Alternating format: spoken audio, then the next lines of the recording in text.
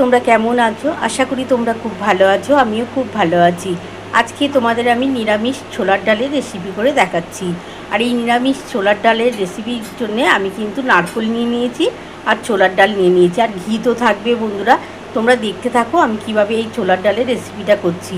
আর এরকম নিরামিষ ছোলার ডাল দিয়ে কিন্তু তোমরা পুজো আচ্চার দিনে বা কখনো নিরামিষ দিনে তোমরা কিন্তু এইভাবে বানিয়ে খেতে পারো। এটা কিন্তু দুর্দান্ত খেতে লাগে বন্ধুরা। এটা লুচি পরোটার সাথে এরকম ছোলার ডাল কিন্তু জমে যাবে বন্ধুরা। আর এটা কিন্তু আমি নারকেল দিয়ে করছি। চলো বন্ধুরা আমি কিভাবে করছি তোমরা দেখতে থাকো। আমি নারকেলটাকে প্রথমে ছোট ছোট করে কেটে নিচ্ছি, তারপর কিভাবে করব তোমরা দেখতে থাকো। দেখো আমি কিন্তু নিরামিষ ছোলার ডাল করার জন্যে আমি কিন্তু প্রেশার কুকারের মধ্যে ছোলার ডালটা সেদ্ধ করে নিয়েছি। এই যে দেখো ছোলার ডালটা কিন্তু আমি ধুয়ে নিয়েছি, এটা প্রেশার কুকারের মধ্যে দিয়ে দিলাম। এর মধ্যে এগুলো ভালোভাবে একটুখানি চামচে করে ঢেলে দেবো। তারপরে এর মধ্যে একটু জল দিয়ে আর সামান্য অল্প একটু নুন দিয়ে সেদ্ধ করে নেবো। 4-5টা সিটি দিয়ে আমি নামাবো। বন্ধুরা দেখো আমি কিন্তু এই যে প্রেশার কুকারের মধ্যে ছোলার ডালটা দিয়ে দিয়েছি, তার মধ্যে একটু নুন দিয়ে দিয়েছি আর জল দিয়ে দিলাম। দিয়ে আমি এবার ঢাকাটা দিয়ে দিচ্ছি। ঢাকাটা দিয়ে 5খানা সিটি পড়ে গেলে তারপর আমি কিন্তু নামিয়ে নেবো। বন্ধুরা দেখো আমি কিন্তু প্রেশার কুকারটা বসিয়ে দিয়েছি, আর একটা 4-5টা সিটি পড়ে গেলে আমি ছোলার ডালটা নামিয়ে নেবো। 5টা সিটির পর তারপরে আমি কিভাবে করব তোমরা অবশ্যই দেখতে থাকো।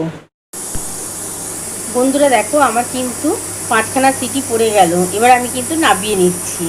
দেখো আমার কিন্তু ছোলার ডালটা কিন্তু দেখো সেদ্ধ হয়ে গেছে। দেখো এবার আমি কিন্তু একটা বাটির মধ্যে নামিয়ে নিচ্ছি, তারপর কিভাবে করব ছোলার ডালটা তোমরা দেখতে থাকো।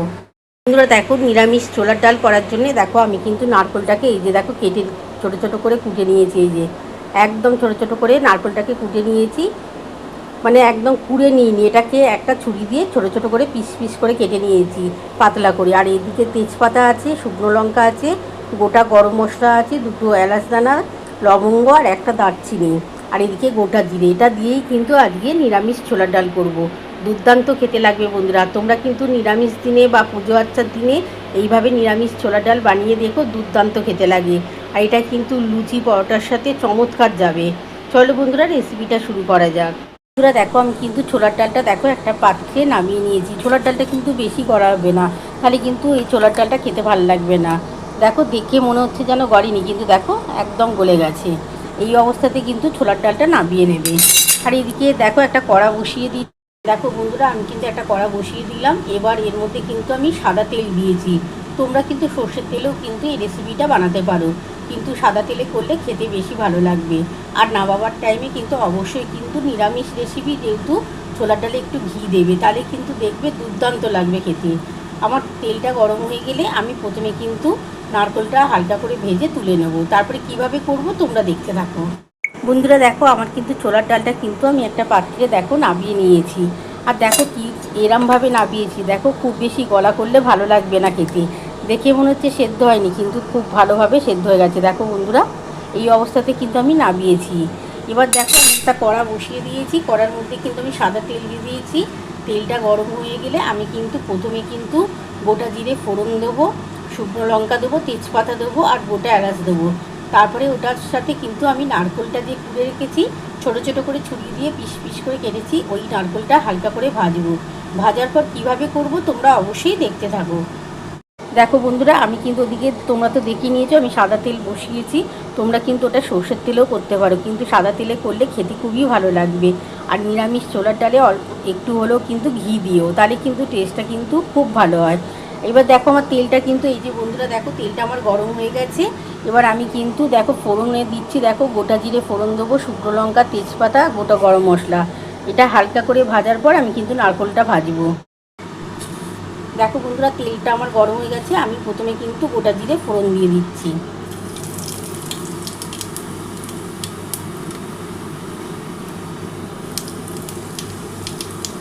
শুকনো লঙ্কা দিচ্ছি, 2টো শুকনো লঙ্কা 4 ভাগ করে নিয়েছি। একটা তেজপাতা দিলাম। আর এই যে দেখো গোটা গরম মশলা, 2টো এলাচ দানা, একটা লবঙ্গ, 2টো লবঙ্গ আর অল্প একটু দারচিনি, এটা দিয়ে দিলাম ফোড়নে। এবার এটা হালকা করে একটুখানি ভাজা হয়ে গেলে আমি কিন্তু এর মধ্যে নারকেলটা দিয়ে দেবো।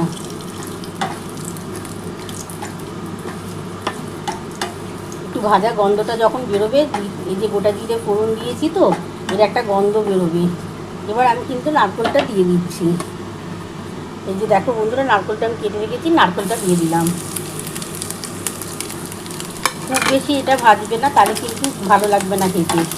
একটু হালকা ব্রাউন হয়ে গেলে আমি যে ছোলার ডালটা সেদ্ধ আছে সেটা ঢেলে দেবো। বেশি ভাজলে না নারকেলটা খেতে ভালো লাগে না। একটু হালকা করে ভাজা হলে আমি কিন্তু ছোলার ডালটা ঢেলে দেবো। বন্ধুরা দেখো, আমার কিন্তু মোটামুটি ভাজা হয়ে গেছে। দেখো নারকেলটা একটু হালকা ব্রাউন হয়ে গেছে। এবার আমি কিন্তু ছোলার ডালটা ঢেলে দিচ্ছি।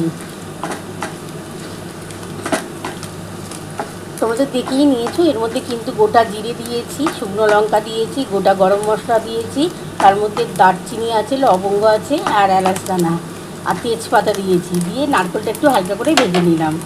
এবার এর মধ্যে আমি কিন্তু এই যে ছোলার ডালটা সেদ্ধ করা আছে এটা দিয়ে দিলাম।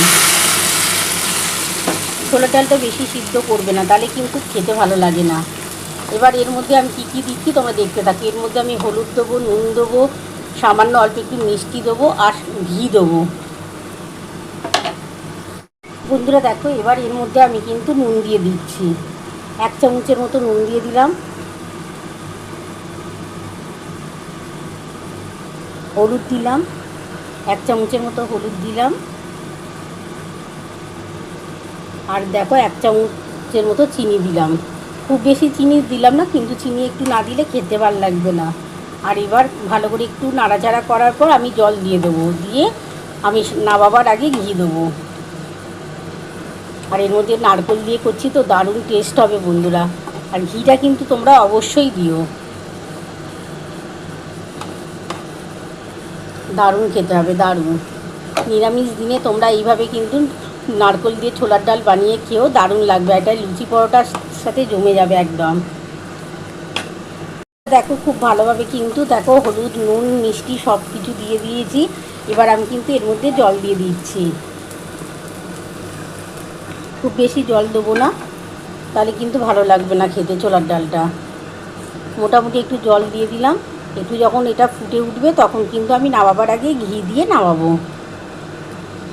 দারুণ খেতে লাগবে এটা, কিন্তু লুচি পরোটাতে দুর্দান্ত লাগবে খেতে। আর তোমরা নিরামিষ দিনেতে এইরকমভাবেই ছোলার ডাল বানিয়ে খেতে পারো। আর নারকেলটা দিও, তাহলে কিন্তু খুব টেস্ট আসবে। এটা ফুটে গেলে আমি কিন্তু ঘি দিয়ে দেবো। দেখো আমার কিন্তু ছোলার ডালটা কিন্তু ফুটে গেছে। এবার আমি কিন্তু 1 চামচ ঘি দিচ্ছি। তোমরা যদি ঘি পছন্দ না করো না দিতে পারো, কিন্তু 1 চামচ ঘি দিও, তাহলে কিন্তু খুব ভালো টেস্ট পাওয়া যাবে। এই 1 চামচ ঘি দিয়ে দিলাম।